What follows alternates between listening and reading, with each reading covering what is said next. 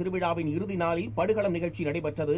இதைத் தொடர்ந்து காந்தாரி பக்தர்களை துடைப்பத்தால் அடிக்கும் நிகழ்வும் தீமிதி திருவிழாவும் நடைபெற்றது. ஆயிரக்கணக்கான பக்தர்கள் தீ மிதித்து தங்கள் நேர்த்திக் கடனை செலுத்தினர்.